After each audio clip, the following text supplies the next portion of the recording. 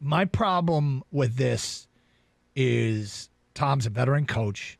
He knows what he's doing, and he's like 25 paces away from getting up into the tunnel and out of range of the camera. He's so close to nobody even knowing about this. And he gets so wrapped up in the moment, heat of the moment, that he has what is I texted immediately a couple of coaches to get their thoughts because I knew it would be an issue. And, it was on the first segment of Good Morning America today. And one of the coaches said, that's what's called Tuesday, like, at an Izzo practice. But if he goes up the tunnel and around the corner and in the locker room to do it, nobody knows about it. And I think that's where Izzo kind of blows it because it becomes an issue because he lets it happen out there in public. Now that doesn't mean whether you think it should happen or not. I mean, that's another debate. But I'm as soon as I'm seeing this, I'm like, oh God, because you know exactly what's going to come out of it. Well, what's going to come out of it? That he gets criticized from people that don't know anything? Who cares? This has been done. This happens. This happened, a couple years ago with Aaron Henry. Guess what? Aaron Henry didn't care. Aaron Henry's parents didn't care. Tom Izzo wasn't affected. That's the coach, man. They smooth things out. They go into halftime. They smooth things out. What was the report from Allie LaForce afterwards? Yeah, guys, they're all cool. They talk things out. It's over with. They hashed it out. It's done. But people are going to look at it because of optics and say, oh, what's a terrible. Who cares? If everybody comes out in the end and everything's cool, then everything's cool. That's all anybody has to know. Now, if there are feelings of ill will that are still harbored, then we got an issue. But this happened very publicly recently with Aaron Henry, and it didn't seem like that was any kind of big deal for stopping recruiting or anything like that, or stopping Michigan State from being a pretty good basketball team. And they went to the Final Four a couple of years ago. They had a really good team last year, and this is a COVID year. So what? What's the problem? Are we still worked up about a coach yelling at a player? Well, Evan, your take on it is what? They lost that game at halftime. 100%. When that happened, that game was over in my mind. I went upstairs, told my wife. I was all pissed off, and she's like, why? They're up 11. I go look at what happened being up 11. He went and belittled his player instead of letting his players hash it out when that wasn't needed. So instead of going into the halftime feeling good about yourself, doing what wasn't expected. Nobody expected Michigan State to be up double digits at halftime. And instead, the players are feeling like they're down. They did something wrong. When in reality, Tom wants to yell at players for doing something wrong. He did something wrong in that moment. I know it's been done before, but you got to control your emotions at that moment, don't you? When you've been in the game for how long? And then after the game to be like almost offended that you were asked about it.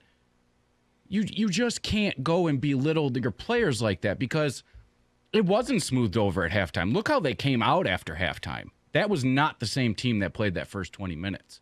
And I saw that as a State fan, and I have defended Tom Izzo, and I still don't have a problem with his coaching style. It's doing that in the public when that was not needed then and there. So you can talk about getting mad at players. Get mad at yourself because you couldn't handle the emotion. You made a mistake on the court. It's the same thing that he would get mad at his own players for. I don't think that the team knows at that point, even when they're getting into the second half. I don't think they know how this is playing out nationally because cameras were there. I don't. I think afterwards they find out. Evan, you bring up some good points. I can't disagree with a whole lot of what you said. Izzo being almost offended, being asked about it afterwards, it's because this has happened before with him. That's why I think he's like, are you kidding me? Look, we've done this before. As far as Michigan State being a different team in the second half, it's because they couldn't have kept up that pace that they had in the first half. They're not going to knock down. How many three-point shots they knocked down in the first half? They were on fire in the first half. That wasn't going to keep up. We all knew that.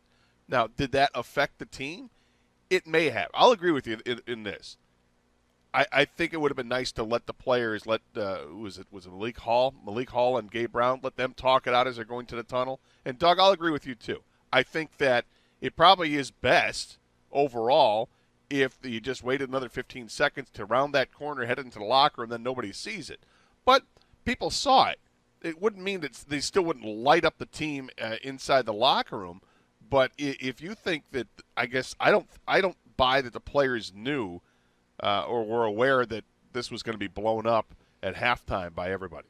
Khang, what was your 2 cents?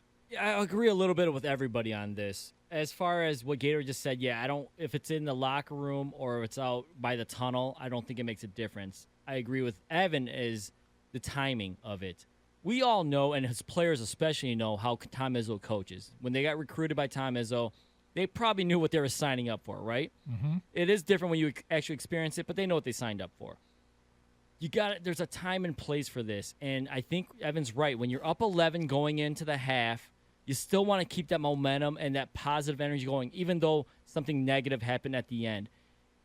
Tom Izzo is who he is, and it's going to be tough for him to change. But when you get down on a player like that, clearly Gabe Brown wasn't having it, right?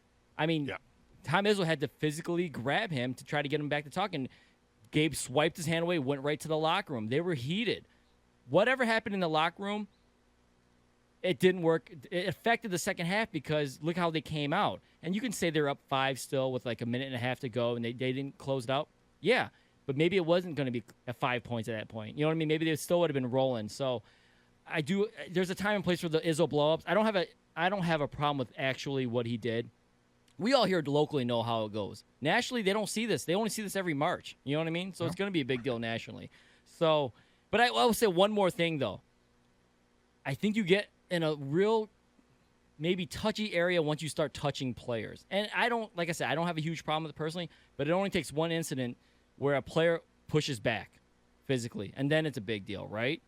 Maybe we think it's fine here. Maybe they thought Bobby Knight was fine in Indiana until something finally boiled over. I'm not saying that's going to happen here, but I do think I think yelling is one thing. Touching a player, you probably should back off on that. But as far as the game last night, yeah, I don't think that was the right time to do it. All right, 248-539-9797. I guess I get a little nervous when we started talking about touching players. I mean, he grabbed his shorts just to kind of hold him up. Well, he grabbed his arm. He grabbed his arm pretty hard. But it wasn't like he pushed the kid. You know, I'm not saying it's anything. I don't think he should be investigated or anything like that. I'm just saying, you get in the heat of the moment, we all do stupid things. You're right, because at some point, but you're right. Yeah. At some point, someone's going to turn around and take a swing at a coach. Yeah, I hope not. Yeah, but you know what I mean? Like, it's like, hey, don't touch me type thing,